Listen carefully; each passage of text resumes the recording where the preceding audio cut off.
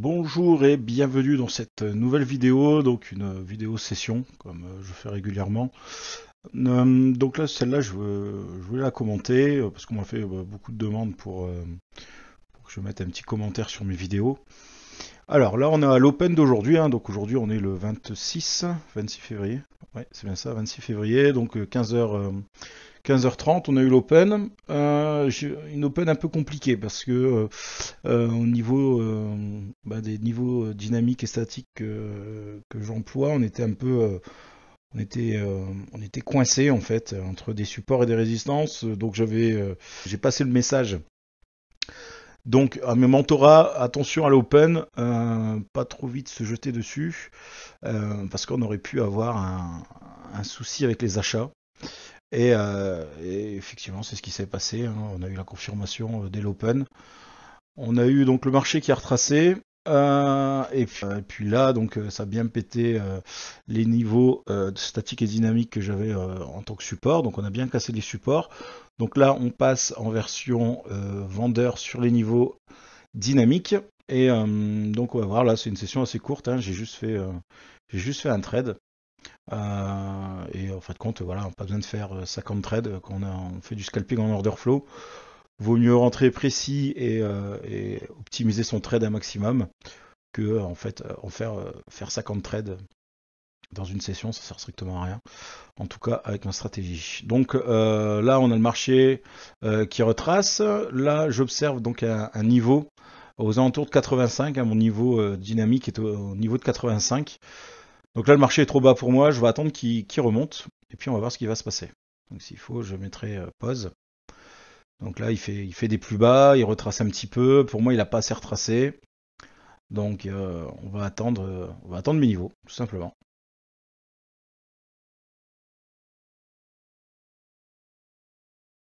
Voilà, je replace bien mon curseur là. Donc là, on est bien à 85.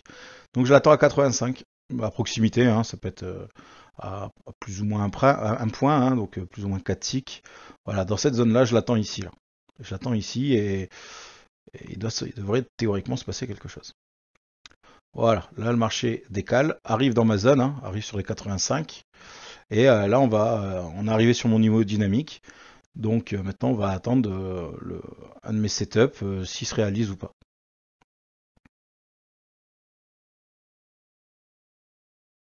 Voilà, là j'ai la confirmation. Donc là, je vais rentrer mon ordre limite. Voilà. Donc je suis bien rentré à la vente. Donc là, je suis pris.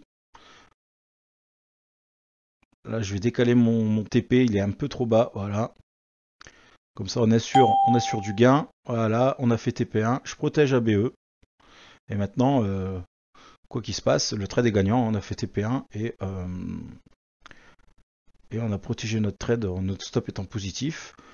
Donc là, et ben là pareil, hein, comme d'habitude, mon stop n'est pas placé au hasard, il est toujours bien, il est toujours placé au tick près. Donc là, j'ai une approche un peu agressive, hein. On est sur le premier trade de la journée. Je préfère être agressif sur le premier trade. Et puis en fait de compte, il va venir me stopper après. Donc là pour info, je suis rentré avec 2 mini, donc sur tous mes comptes.